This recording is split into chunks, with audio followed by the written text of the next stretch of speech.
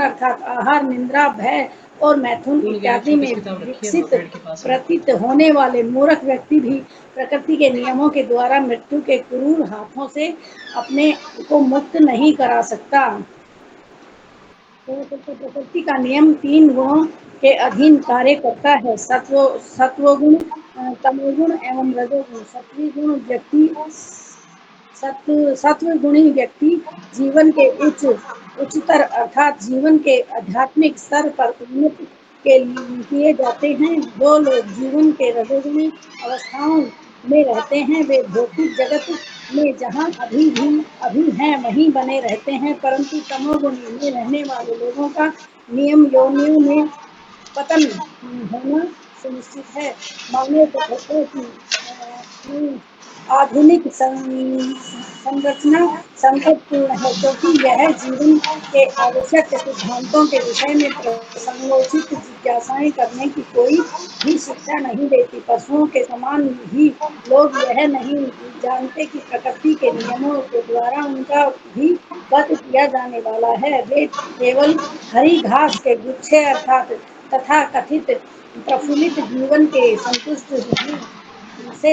हैं। ठीक वैसे ही जैसे कसाई खाने में वध के किए जाने वाली प्रतीक्षा करती हुई एक बकरी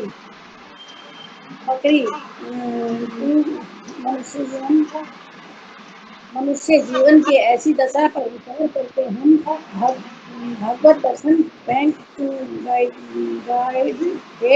के संदेश के माध्यम से मानव जाति की रक्षा करने का केवल एक विनम्र प्रयास कर रहे हैं। यह विधि काल्पनिक नहीं है। यदि कहीं का कोई युग है तो भगवत दर्शन का यह संदेश उस युग का आरंभ है। श्री सुखदेव गोस्वामी के अनुसार वास्तविक यह है कि एक ग्रह में भी अर्थात वह व्यक्ति जिसने परिवार, समाज, समुदाय, राष्ट्र अथवा मानवता के कार्यकलापों में अपने आप को इस प्रकार बांध लिया है जैसे कि वध के लिए तैयार एक बकरी एक पशु के समान ही, ऐसे व्यक्ति की प्रवृत्ति बकरी के समान ही होती है। ग्रह में ही स्वयं को पशु जीवन की समस्याओं और आवश्यकताओं अर्थात आहार, निद्रा, भय और मैथुन के अनावश्यक ही बांधे रखता है और उसे परतत्व का कोई ज्ञान नहीं होता। ऐसा मनुष्य कदापि एक पशु से श्रेष्ठ नहीं है, भले ही वह शारीरिक, राजनीतिक, आर्थिक, सांस्कृतिक, शैक्षणिक या अस्थायी एवं भौतिक दृष्टिकोण से संबंधित विषयों के प्रति जिज्ञासा भी करे, परंतु यदि उसने आध्यात्मिक जीवन के विषयों के प्रति जिज्ञासा भी सिद्धांतों के संबंध में जिज्ञासा नहीं की है तो उसे अनियंत्रित इंद्रियों का दास अर्थात एक अंधा व्यक्ति मानना चाहिए। मतलब कि जैसे कोई भी आदमी सांस्कृतिक या स्थायी या भौतिक दृष्टिकोण से संबंधित विषयों की जिज्ञासा नहीं करता और जैसे पशुओं के समान रहता है तो उसे एक अंधा उस सिद्धांतों के संबंध जिज्ञासा नहीं करता तो उसे एक अंधा व्यक्ति मानना चाहिए। जैसे जो एक गड्ढे में गिरने वाला ही है, ग्रह में ही व्यक्ति का यह वर्णन है। ग्रह में ठीक है माता जी, ठीक है माता जी, यहीं तक पढ़ेंगे। हाँ, फिर और चीजों के लिए समय नहीं मिल पाता ना, इसलिए 2-2 पेज ही पढ़ा करेंगे फिर हम, ताकि फिर और चीजों के लिए समय मिल पाए। तो इसमें से किसी को कुछ समझ आया या कुछ समझ नहीं आया?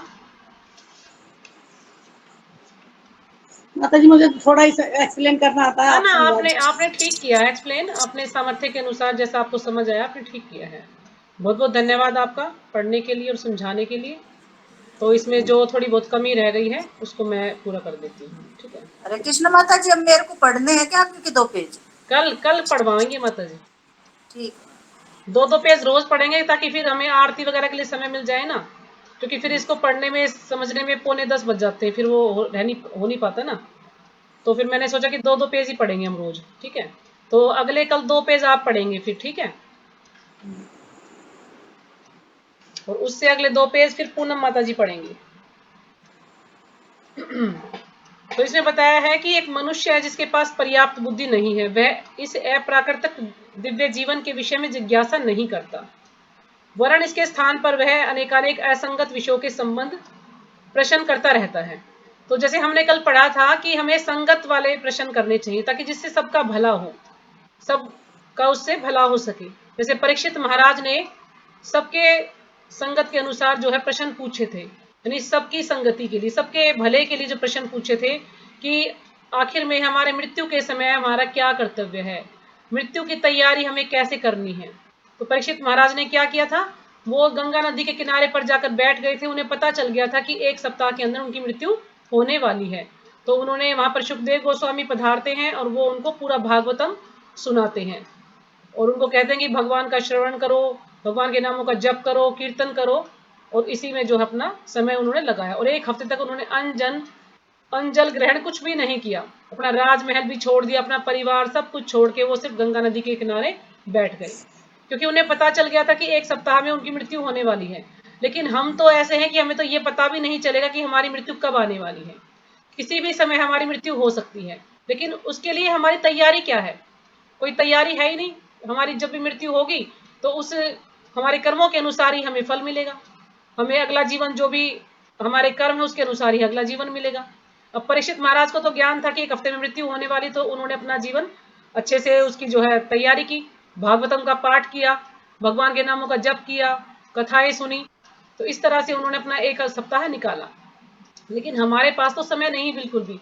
जैसे कि आप सबने भी देखा होगा, जब ये रामलीला मंदिर का उद्घाटन हुआ था तो उसमें जगह जगह पर रामलीलाएं चली हुई थी। तो एक जगह पर भी रामलीला हो रही थी, तो वहां किसी ने व्हाट्सएप पे भेजा था, जो हनुमान जी बने थे ना, हनुमान जी भगवान राम के चरण छू रहे हैं। एकदम से जैसे झुके ना, झुके क्या, बस वो खत्म ही हो गई वहां पे। वो झुके, सब कह रहे हनुमान उठो उठो, वो उठ ही नहीं रहा। फिर किसी ने हाथ लगा के देखा तो वो खत्म हो चुका था। एकदम से उसको अटैक पड़ा और वहीं पे उसकी मृत्यु हो गई। तो उसे तो पता ही नहीं चला ना मृत्यु कब आने वाली है। तो क्या तैयारी की उसने? कुछ भी तैयारी नहीं की होगी।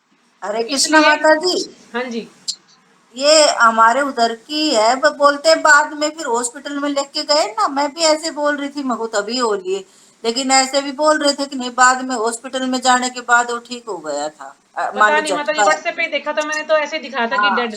कई लोग बोल रहे थे कि ये तो मर चुका है। हाँ, मैंने भी ऐसे व्हाट्सएप पे तो ऐसे देखा था, लेकिन हाँ बोल रहे थे कि भाई ये बाद में फिर हॉस्पिटल में लेके गए हाँ, ना तो हो तो सकता है फिर। उसका समय बचा होगा तो उसको होश आ गया है। उस समय तो ऐसे ही हाँ बोल रहे थे लोग। हाँ तो चलो ये तो हो सकता है 1% सही भी नहीं है। लेकिन मेरे खुद रिलेटिव में मेरे मामा जी, मतलब जो सचिपति प्रभु उनके सगे मामा जी थे, तो रात को सोए हैं वो आराम से खाना वाना खा के, और सुबह बिल्कुल खत्म। उनकी वाइफ उनको कह रही है उठो जी, आप उठोगे नहीं है क्या, आज उठोगे नहीं? उसने सारा काम भी कर लिया, उसने सोचा चलो देर से उठते होंगे। जब सारा काम खत्म कर लिया उसने फिर उसको जगाया कि आप उठोगे नहीं, आज इतना लेट हो गया। देखते क्या है कि वो तो उसमें तो कुछ है ही नहीं। मतलब उसको रात को अटैक आया होगा और उसकी मृत्यु हो गई और घर वाले सोच रहे वो सो रहा है। तो किसी भी समय मृत्यु आ सकती है, किसी को कुछ नहीं पता। तो उसके लिए हमें तैयारी करनी चाहिए। तो इसमें हरे यही कृष्णा बताया इस माता जी, हाँ जी। ऐसे मेरे ससुर थे, ऐसे तख्त पे बैठे थे, उस दिन संडे था और सभी अखबार पढ़ रहे थे, तो उनको तो कुछ भी नहीं आया और ऐसे कैसे गुड़ गए, और हाँ, तभी एकदम उनकी से लेट गए ना। हाँ, तो बस वो अटैक अटैक जब आता है तो आदमी की मृत्यु ऐसे ही हो जाती है, पता भी नहीं चलता उसको। वो तो कुछ हाँ ना कुछ बोले ही नहीं, कुछ कुछ भी बोलेंगे ही नहीं। नहीं। अटैक ऐसा, किसी को हार्ट फेल हो जाता है, ऐसा अटैक वो बोल ही नहीं सकता कुछ भी। हरे तो कृष्ण माता हमारे जी, मेरे हाँ पापा को जी, पता चल गया था 5 दिन पहले। उन्होंने हमें बुला भी लिया था, दोनों बहनों को। कह रहे थे अच्छा। बेटा अब मैं जाऊंगा। और हॉस्पिटल ले गए, 2 दिन रहे हॉस्पिटल में, और हाँ, तो तीसरे किसी दिन किसी शाम को थोड़ा आभास हो जाता होगा कि भाई मैं जाने वाला हूँ, लेकिन हर किसी को ये नहीं पता चलता ना। उनको पता चल गया था, तो हम दोनों हाँ। बहनों को बुला लिया था।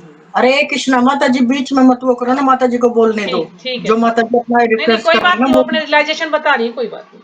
वैष्णव माता जी, क्योंकि हाँ फिर बीच में ना अड़बड़ी सी होने के हाँ बाद हाँ, उनको ठीक है। वो तो होता क्या है। हुआ कि वो असंगत क्वेश्चन, यानी सब ऐसे वैसे क्वेश्चन पूछतेंगे। तुम्हारी शादी हो गई, ये क्या चल रहा है? जैसे कल वो बच्चा पूछ रहा था ना, ये बारात किसकी जा रही है, क्यों जा रही है, क्या मतलब है इसका? तो हम ऐसे प्रश्न पूछते हैं जिनका कोई अर्थ नहीं है। और हमें प्रश्न पूछने चाहिए, आध्यात्मिक प्रश्न पूछने चाहिए कि हम कहाँ से आए हैं, हम कौन हैं और हमें कहाँ जाना है, भगवान कौन है, भगवान के साथ हमारा क्या संबंध है। तो हमें इस तरह के प्रश्न पूछने चाहिए, ना कि ये असंगत प्रश्न पूछने चाहिए कि उसकी लड़की की शादी हो गई या उसका बेटा ठीक है, उसकी मम्मी ठीक है। जब हमें कोई मिलता है रिलेटिव तो हम इस तरह के प्रश्न ही पूछते हैं। तो ऐसे प्रश्न हमें नहीं पूछने चाहिए। तो ये यहाँ पे बता रहे हैं कि जिनका उसके शाश्वत अस्तित्व से, यानी उसका जो शाश्वत अस्तित्व क्या है, आत्मा, उससे उसका कोई भी संबंध नहीं होता है। जीवन के आरंभ से ही वह माँ, पिता, शिक्षक, पुस्तकों और अन्य दूसरे स्रोतों से जिज्ञासा करने लगता है। तो उसके आसपास में जो भी है, उसकी माँ है, पिता है, शिक्षक है, या कुछ पुस्तकें हैं, तो जितने भी स्रोत हैं, सबसे वो कुछ ना कुछ जिज्ञासा करता है, कुछ ना कुछ जानने की कोशिश करता है, पूछने की कोशिश करता है, परंतु उसे अपने वास्तविक जीवन की सही जानकारी नहीं होती। लेकिन जिसका वास्तविक जीवन है, उसका उसे कोई भी ज्ञान नहीं होता है। तो जैसे पहले ही वर्णन किया गया, परीक्षित महाराज को इस सूचना के रूप में चेतावनी दी गई थी।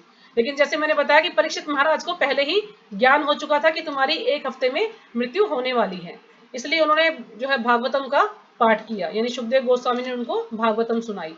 और कल हमने सुखदेव गोस्वामी के बारे में भी चर्चा की थी कि सुखदेव गोस्वामी थे व्यासदेव के पुत्र, और मैंने कल बताया ना कि 16 वर्ष बाद वो जो है गर्भ से बाहर निकले थे। तो 16 वर्ष के बाद गर्भ से बाहर निकले थे, और वो इस शर्त पे निकले थे कि माया मुझे पकड़ेगी नहीं। तब भगवान श्री कृष्ण ने उन्हें आश्वासन दिया था कि ठीक है, अब बाहर आ जाइए, माया आपको कुछ नहीं करेगी। तब वो बाहर आए थे, क्योंकि वो शुरू से ही मुक्त पुरुष थे। तो इतना सुनते ही उन्होंने अगली अवस्था की तैयारी के लिए तत्काल ही अपने राजमहल का त्याग कर दिया। तो महाराज ने राजमहल का त्याग कर दिया और गंगा के किनारे पर जाकर वो जो है भागवतम पढ़ने लगे। लेकिन हमें तो ये भी नहीं पता ना कि हमारी मृत्यु कब होने वाली, तो इस पैराग्राफ में यही बताया है। फिर जैसे महात्मा गांधी का उदाहरण दिया गया है कि महात्मा गांधी जैसे महान पुरुष भी यह गणना नहीं कर सके, अब उसको उनको महात्मा कहा गया है। लेकिन महात्मा कौन होता है वास्तव में? महात्मा वो होता है जिसके अंदर महात्मा वाले गुण हो, जिसके अंदर भगवान के सारे आध्यात्मिक गुण हो, जिसके अंदर जो भगवान को अच्छी तरह से जानता हो, ऐसे व्यक्ति को महात्मा कहा जाता है। लेकिन उनको उपाधि दी गई महात्मा गांधी। और महात्मा गांधी को श्री प्रभुपाद जी ने कहा था कि आप जो है शायद भक्ति के बारे में उन्होंने कुछ कहा था कि आप मेरे पास आ जाइए, या मैं कुछ ऐसा कुछ करना चाह रहे थे प्रभुपाद जी, मुझे याद नहीं आ रहा है। लेकिन महात्मा गांधी ने उनकी बात को अनसुना कर दिया, प्रभुपाद जी की बात को। और फिर क्या हुआ कि प्रभुपाद जी ने बोला था कि तुम्हारी जो है कुत्ते की तरह, कुत्ते वाली मौत होगी तुम्हारी।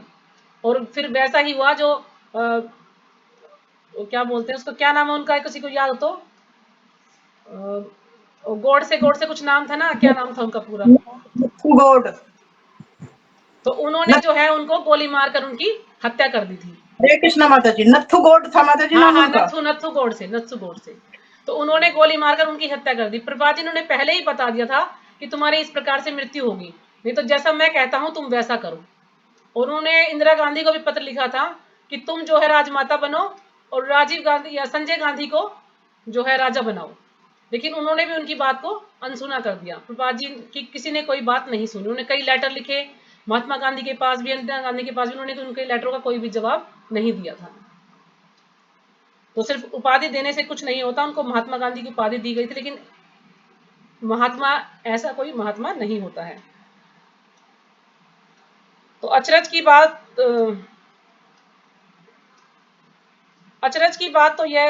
तो यही है कि इतना सब कुछ होने पर भी ऐसे सभी सज्जन वृंद स्वयं को जनता के महान नेताओं के रूप में प्रस्तुत करते हैं। यानी आश्चर्य की बात तो यह है कि इतना सब कुछ होते हुए भी सबको पता था कि कभी भी मृत्यु होने वाली है, लेकिन फिर भी जो समाज, जो सज्जन वृंद है, जितने भी जनता है, उनको नेताओं के रूप में प्रस्तुत करते हैं, उनको नेता मानते हैं, उनको जो है बढ़ावा देते हैं कि हाँ ये नेता है। यह जीवन और मृत्यु की अज्ञानता ही है कि जो एक पशु को मनुष्य से पृथक करती है। अब जीवन और मृत्यु की ये अज्ञानता है, यानी हमें अज्ञान है, हमें इसके बारे में कोई भी ज्ञान नहीं है, तो जो हमें पशु से अलग करती है। क्योंकि पशु को ज्ञान नहीं है मृत्यु का, जन्म का, लेकिन जो मनुष्य है उसको ये ज्ञान है।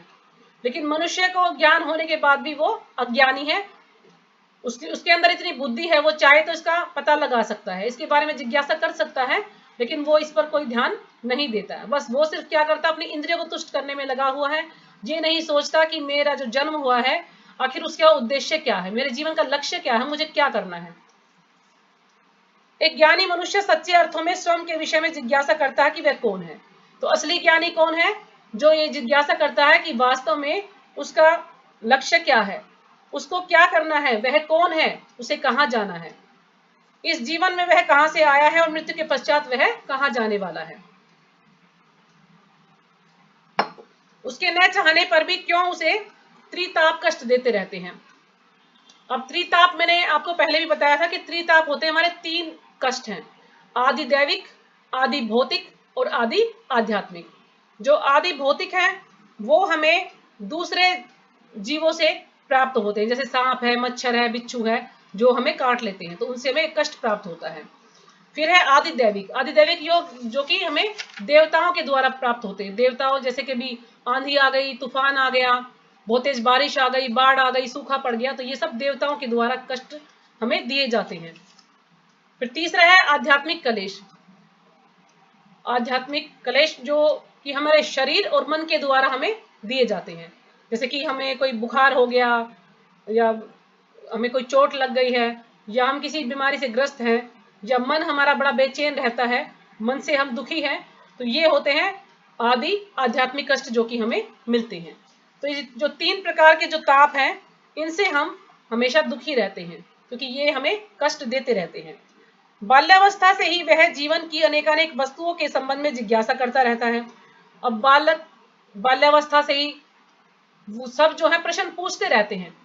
कोई बच्चा है या कोई बड़ा है या कोई दुकानदार है, कोई बाहर रास्ते में जा रहा है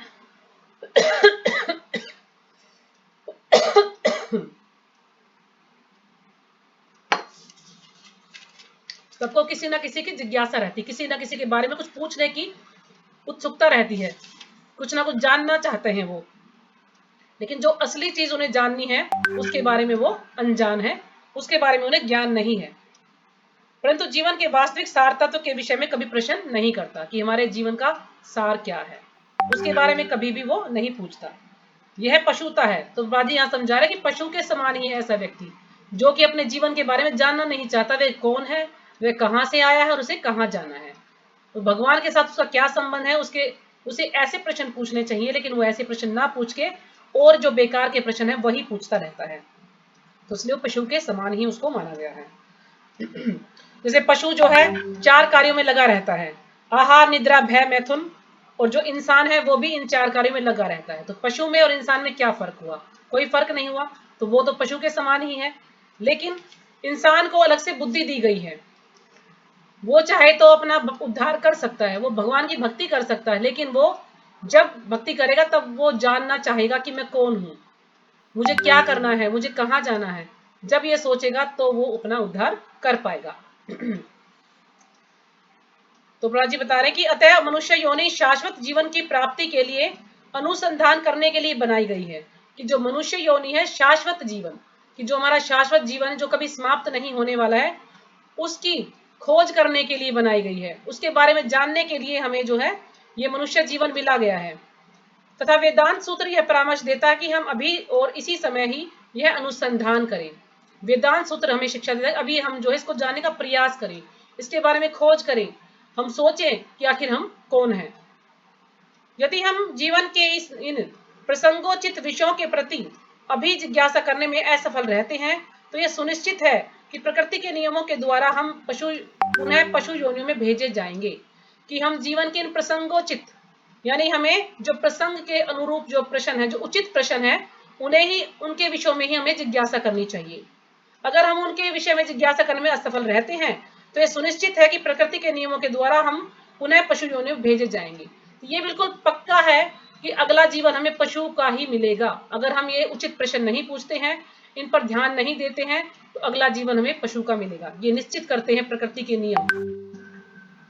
यहां तक कि भौतिक विज्ञान अर्थात आहार, निद्रा, भय और मैथुन इत्यादि में विकसित प्रतीत होने वाला मूर्ख व्यक्ति भी प्रकृति के नियमों के द्वारा मृत्यु के क्रूर हाथों से अपने को मुक्त नहीं करा सकता।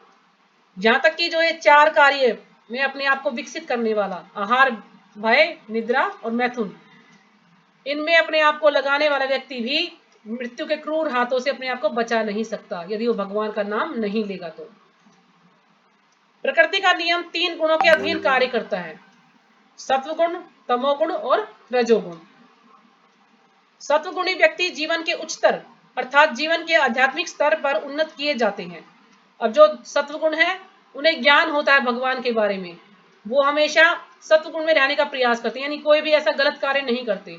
उनकी जो सोच है अच्छी होती है, वो सोचते हैं कि मुझे अपना उद्धार कैसे करना है, मुझे भगवान के धाम कैसे जाना है, भगवान का नाम लेना है, या वो अगर भगवान का नाम ना भी ले तो वो कोई भी गलत कार्य नहीं करेंगे, हमेशा अच्छे कार्य करेंगे, दूसरों का भला करेंगे, कभी भी ऐसा कोई बुरा कार्य नहीं करेंगे, कोई भी गलत संगति में नहीं पड़ेंगे। और जो तमोगुणी व्यक्ति हैं वो सारे उल्टे काम ही करते हैं, यानी अपराध जितने भी हैं वो अपराध करेंगे, चोरी, किसी को लूटना, किसी को मारना, काटना, ऐसे काम तमोगुणी व्यक्ति करते हैं। या वो ऐसे होंगे कि बस बासी भोजन करेंगे, किसी से बात नहीं करेंगे, भगवान के बारे में सुनना नहीं चाहेंगे, बिल्कुल अलग होते हैं तमोगुणी।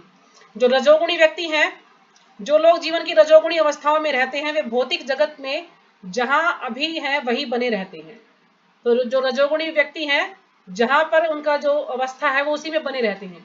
रजोगुणी व्यक्ति जो कि काफी इच्छाएं होती हैं जिनकी, ऐसे व्यक्ति होते हैं रजोगुणी व्यक्ति कि जिनको धन ज्यादा चाहिए, ज्यादा इंद्रियों को तुष्ट करा जाए, लेकिन फिर भी वो थोड़ा बहुत भगवान का नाम ले सकते हैं रजोगुणी व्यक्ति।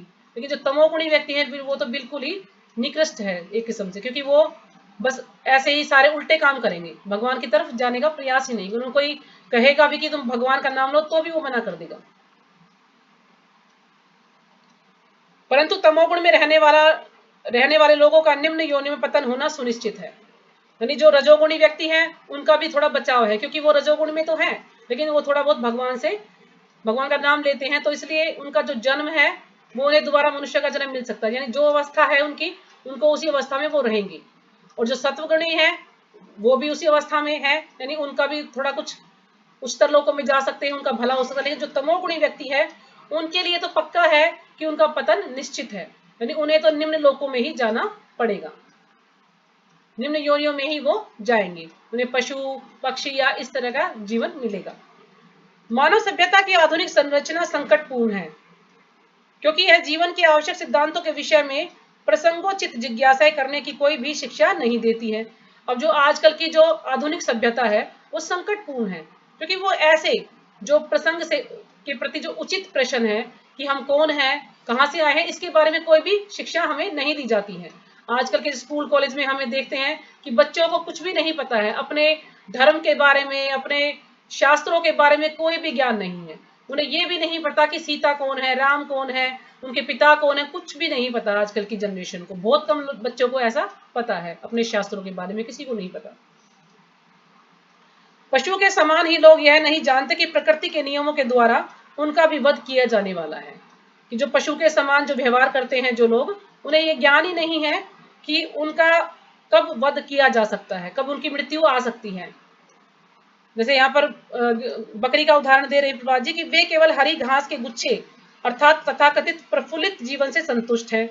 अब उन्हें हरी हरी घास मिल जाए तो सोचते पता नहीं सब कुछ मिल गया उनको, तो पशुओं को।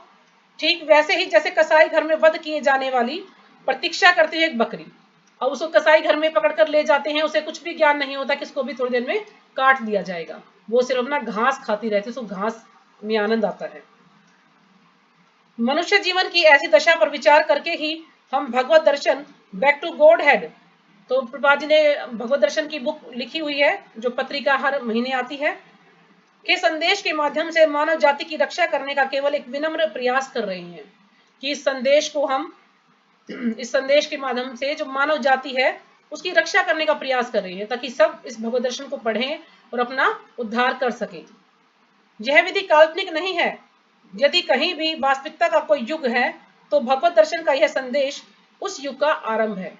तो ये काल्पनिक नहीं है कुछ भी, बैक टू गॉड है, यानी भगवान के धाम जाना कोई भी काल्पनिक नहीं है। इस पुस्तक को पढ़कर हम अपना उद्धार कर सकते हैं। ये संदेश जो है पहले से ही चला आ रहा है। श्री सुखदेव गोस्वामी के अनुसार वास्तविकता यह है कि गृह मेधी अर्थात वह व्यक्ति जिसने परिवार, समाज, समुदाय, राष्ट्र अथवा मानवता के कार्यकलापों में अपने आप को इस प्रकार बांध लिया है जैसे कि वध के लिए तैयार एक बकरी, एक पशु के समान ही है। यानी जो गृह मेधी है उन्होंने भी अपने आप को इस प्रकार बांध लिया है, एक पशु की तरह से ही, अपने परिवार में, समाज में, समुदाय में, इनमें वो बंधा रहता है। तो गृह मेधी कौन होता है? गृह मेधी वह व्यक्ति होता है जो सिर्फ अपने परिवार के बारे में सोचता है, अपने समाज के बारे में सोचता है, राष्ट्र के बारे में सोचता है, और भगवान के बारे में नहीं सोचता है। उसको हम कहेंगे ग्रह मेदी। और दूसरा होता है ग्रस्त। ग्रस्त वो होता है जो कि भगवान को केंद्र में रखता है, जो भी कुछ कार्य करता है वो भगवान के लिए करता है।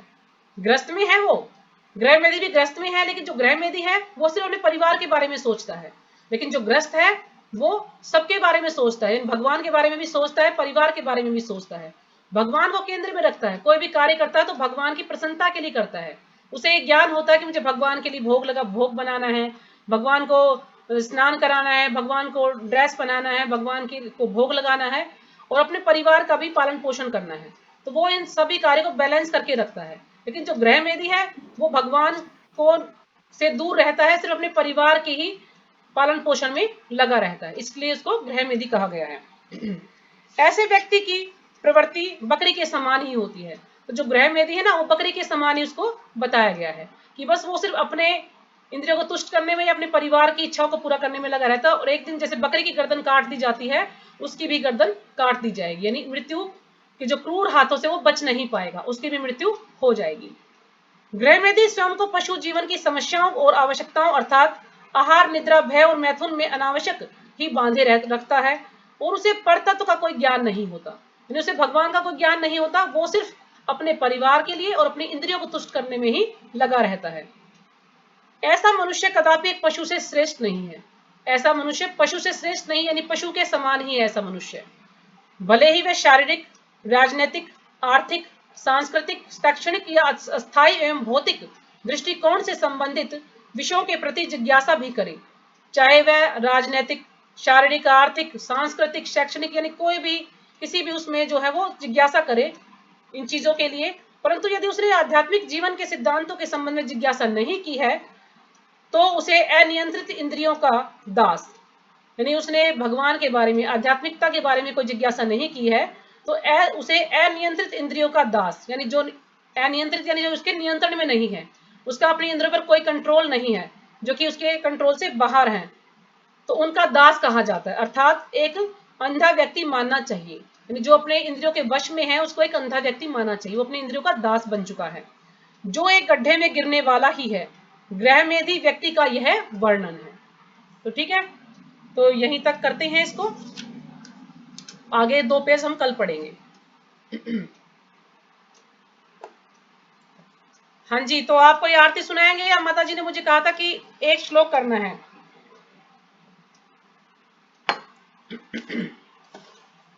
या एक श्लोक करें हम? 3 श्लोक याद हो गए ना आपको सबको? शिक्षाष्टकम के 3 श्लोक। क्योंकि जो शिक्षाष्टकम है ये चैतन्य महाप्रभु ने हमें 8 श्लोक दिए हैं, और पूरा ज्ञान, जो संपूर्ण ज्ञान है, उन्होंने इन 8 श्लोकों में हमें दे दिया है। यदि हम इन 8 श्लोकों को भी अच्छे से पढ़ ले, समझ ले, तो हमारा उद्धार हो सकता है। अगर हम ज्यादा कुछ ना भी पढ़ें तो इन 8 श्लोकों को ही अपने जीवन में हम उतार लें तो हमारा भला हो सकता है।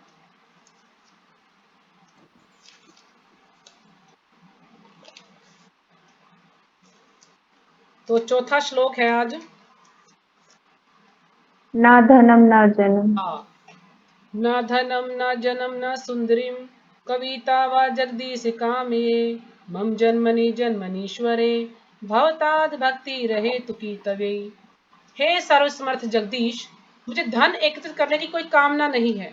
तो भगवान से प्रार्थना करते हैं कि मुझे धन एकत्रित करने की कोई कामना नहीं है, कोई इच्छा नहीं है कि मुझे धन चाहिए, ना ही मैं अनुयायियों, यानी ना ही उसे ज्यादा अनुयायी चाहिए, उसके साथ ज्यादा लोगों की आवश्यकता है, ना ही सुंदर स्त्री, उसको सुंदर स्त्री की आवश्यकता नहीं है, अथवा सालंकार कविता का ही इच्छुक हूं, ना ही वो किसी कविता का ही इच्छुक है।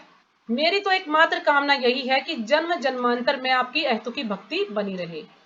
उनकी सिर्फ एक ही इच्छा है कि मैं जन्म जन्मांतर हमेशा जो है आपकी अहेतुकी भक्ति करता रहूं, यानी बिना किसी स्वार्थ के, अहेतुकी होता है बिना किसी स्वार्थ के आपकी भक्ति हमेशा करता रहूं, और मुझे किसी भी चीज की कोई भी आवश्यकता नहीं है, कि ना मुझे धन की इच्छा है, ना मुझे अपनी इंद्रिय को तुष्ट करने की इच्छा है, ना मुझे कोई ज्यादा अनुयायियों की इच्छा है, ना कोई सुंदर स्त्री की इच्छा है, ना किसी कविता की इच्छा है, और ना ही मुझे कोई मोक्ष की कामना है। मुझे तो सिर्फ एक ही कार्य है कि मैं सिर्फ जन्म जन्मांतर आपकी भक्ति करता रहूं। तो ठीक है, एक ही श्लोक लेना माता जी। छोटा सा है माता जी, अगला अगर कोई हाँ मतलब छोटे माता छोटे जी में, से पूछ लो। या फिर 2 ले लेते हैं, फिर 3 बचेंगे वो कल ले लेंगे फिर। माता जी से पूछ लो, और माता जी से। हाँ तो माता जी कहते हैं एक एक श्लोक ले लो माता जी। ले लो माता जी, दूसरा भी ले लो, छोटा ही है। तो एक और ले लेते हैं, ठीक है, फिर 3 हाँ। बचेंगे वो कल ले लेंगे, ठीक है। हाँ। आई नंद तनुज किंकरम पतितम विस्मे भवाम बुधो कृपया तव पाद पंकजम स्थिति धूलि दर्शम विचिंतया। हे नंद तनुज कृष्ण, मैं तो आपका नित्य किंकर दास हूँ, किंतु किसी न किसी प्रकार से मैं जन्म मृत्यु रूपी सागर में गिर पड़ा हूँ। तनुज, तो कृष्ण को नंद तनुज के नाम से पुकार रहे हैं कि मैं तो आपका नित्य किंकर दास हूँ, यानी मैं तो आपका हमेशा से आपका दास हूँ, किंतु किसी न किसी प्रकार से मैं जन्म मृत्यु रूपी सागर में गिर पड़ा हूँ। लेकिन किसी न किसी कारण से, कोई ना कोई कारण ऐसा बन जाता कि मैं इस जन्म मृत्यु रूपी सागर में गिर गया हूँ। कृपया इस विषम मृत्यु सागर से मेरा उद्धार करके अपने चरण कमलों की धूलि का कण बना लीजिए। तो जो मृत्यु रूपी जो सागर है, आप इससे मेरा उद्धार कीजिए, यानी जो मृत्यु जन्म मृत्यु का जो चक्र है, इससे मुझे निकालिए और अपने चरण कमलों की धूलि मुझे का अपना चरण धूलि का कण बना लीजिए। यानी वो क्या कह रहा है कि उसको सिर्फ भगवान के चरण कमलों की सेवा करनी है, उसे और कोई इच्छा नहीं है। वो चाहता है कि भगवान की वो चरण कमलों की सेवा करे, भगवान उसका उद्धार करे और जन्म मृत्यु के चक्र से वो जो है उसकी मुक्ति हो जाए। बस इसमें और ज्यादा कुछ नहीं है, यही बताया गया है कि वो जन्म मृत्यु रूपी चक्र से बाहर निकलना चाहता है, इसलिए भगवान के चरण कमलों की शरण ग्रहण करना चाहता है। तो भगवान से प्रार्थना कर रहे हैं कि आप मुझे जो है अपने चरण कमलों की धूलि का कण बना लीजिए बस, और मेरी कोई भी इच्छा नहीं है। तो आप सब जो है ये पढ़िए श्लोक बारी बारी, और फिर इनको याद करने का प्रयास कीजिएगा। मैं पढ़ूं माता जी? हाँ जी पढ़िए। शुरू से पढ़ना है या यही 2 पढ़ने हैं? ये 2 पढ़ लो, चाहे शुरू से पढ़ लो, रिवाइज हो जाएगा। श्री श्री चैतन्य स्कंद की जय। चेतो दर्पण मार्जनम भव महादावाग्नि निर्वापनम शौर्य केरो चंद्रिका वितरणम विद्यावधु जीवनम आनंदम बुद्धिवर्धनम प्रतिपदम पूर्णमृत स्वादनम सर्व आत्म संपन्नम परम विजयते श्री कृष्ण संकीर्तनम। नाम नामकारी बहुधा निज शक्ति सचता पिता नियमते स्मरणे न कालः एतादृशी तव कृपा भगवन् ममपि दुर्देव मिहि जनिनानुरागः तर्णादुपि सुनिचेना तर्णादुपि सुनिचेना तरोरपि सहिषेणा अमानेना मानदेना कीर्तन्या सदा हरि। ना धनम ना जनम ना सुंदरीं कवितां वां जगदीश कामिये मम जन्मनि जन्मन्येश्वरे भगताद् भक्ति रहे तु कीटवी। आई नंद तनुज किम करम पतिता माम विषय भामुधो कृपा तव पाद पंकज स्थित धूलि सदृश्य विचिंतया। ठीक है माता जी, अच्छा पढ़ा आपने, बहुत अच्छा। और हरे कोई कृष्ण माता जी माता। पढ़ना चाहे तो पढ़े। मैं पढ़ूं माता जी? हाँ जी बोलिए, सब पढ़िए बारी बारी, ताकि सबको अच्छे से पढ़ना आ जाए, फिर आप याद कीजिएगा इनको। कम की जय। चेतो दर्पण मार्जनम भव महादावग्नि निवारपणम शेखरव चंद्रिका वितरणम विधावधु जीवनम आनंद बुद्धि वर्धनम प्रतिपदम पूर्णामृत स्वादनम सर्वात्मा स्नापनम परम विजयत श्री संकीर्तनम नामा नामकारी बहुधा जिस निज सर्व शक्ति सतत्रापिता नियमित स्मरणे न काल एतादृशी तव कृपा भाव भावान ममापि भगवन नाम अपी। ममापि दुर्वेदविद्रशनि भाजनि नानुराग तृणादपि सुनी चेन त्रोरी सही सुना सही सुनो ना अमानीना मान देन कीर्तनीय सदा हरि न धनम न जनम न सुंदरी कविताम व जगदीश काम काम ये मम जनमनीश्वरे भगवत भक्ति रहतु की तवी भवताद भक्ति रहे तो की तभी। भक्ति रहतु की तत्तवही अवि अभिनंदन अभी तनुज नहीं आई आई आई नंद तनुज किंकरम। तनुज किंकरम पतितम माम विशेष भाव बुधो कृपया तव पाद पंकज स्थित धूलि सदृशम विचिंत्य। हरे कृष्णा माता जी। ठीक है माता जी, अच्छा है। हरे कृष्णा माता जी। शब्द सबसे आपने अच्छा तो अच्युत प्रिया माता जी गाती है, इनकी ट्यून बहुत अच्छी है गाने की ना। अच्युत प्रिया माता जी नहीं, क्या नाम है इनका, निखिल नाम से है जो। अच्छा निखिल माता जी की मम्मी, हाँ ये चैतन्य प्रिय माता जी। हाँ चैतन्य प्रिया माता जी, हाँ ये ये तो बहुत अच्छा हाँ इनकी गाती आवाज है। अच्छी है। मतलब आवाज नहीं, ट्यून भी हाँ अच्छी हाँ इनकी ट्यून, दोनों की। मतलब ट्यून ही तो इनकी वही है ना, आनी चाहिए ना, हमें ट्यून ही तो नहीं आती। हाँ हाँ। हरे कृष्णा माता जी, माता मैं जी थोड़ी मैं जाऊँ, कोशिश। है मैं लीव कर आप पढ़ पाऊँ चुके क्या? ना एक बार, अभी माता जी से ही पढ़वा लेते हैं। हाँ जी चैतन्य प्रिय माता जी आप पढ़ेंगे? जी माता जी, ठीक है आज्ञा आप दो। सुनाइए, ठीक है आप सुनाइए सारे श्लोक 5 तक। आवाज आ रही है ना माता जी हाँ जी मेरी? बिल्कुल आ रही है, आवाज आ रही है। श्री भगवान चैतन्य शिष्टाकम चेतो दर्पण मार्जनम भवभवा दावा अग्नि निवारणम निर्वाणम नहीं माता जी, निर्वापणम। निर्वापणम। हाँ मतलब जल्दी में वही आ जाता है माता हाँ जी, तभी है तो मैं एक ना। दो अक्षर ठीक कर रही हूँ ना, उन माता जी ने भी निर्वापणम गलत बोला था।